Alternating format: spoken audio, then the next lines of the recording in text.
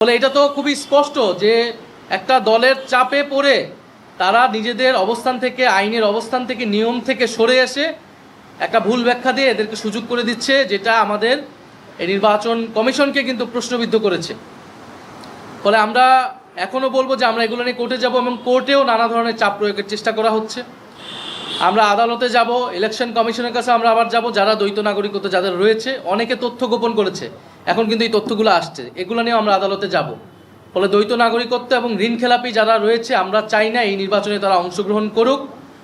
আমরা চাই যে যারা আইনের নির্বাচনে, যে আইন বাংলাদেশের আইন অনুযায়ী যারা বৈধ হবে তারাই কেবল নির্বাচনে অংশগ্রহণ করুন। আগামীর বাংলাদেশ, আগামীর সংসদে আমরা কোনো ঋণ খেলাপিদের এই সংসদে দেখতে চাই না।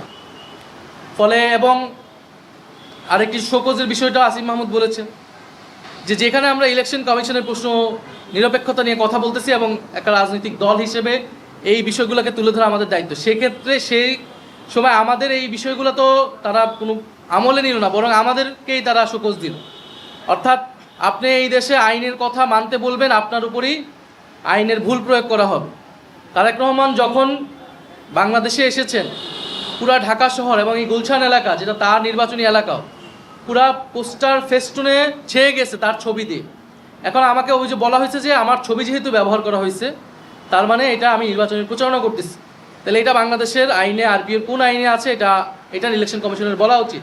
তাহলে ছবি কে ব্যবহার করতেছে না? তারেক রহমানের ছবি পুরো ঢাকা শহরে, পুরো বাংলাদেশে ব্যবহৃত হচ্ছে, অনেক প্রার্থীদের ছবি ব্যবহার হচ্ছে, তাহলে তাদের বিরুদ্ধে ব্যবস্থা নিতে হবে। আমাদের সেই বিলবোর্ডে আমরা গণভোটের প্রচারণা করতেছি, সেখানে কোনো মার্কার নাম নেই, কোনো দলের নাম নেই, শুধু একজনের ছবি।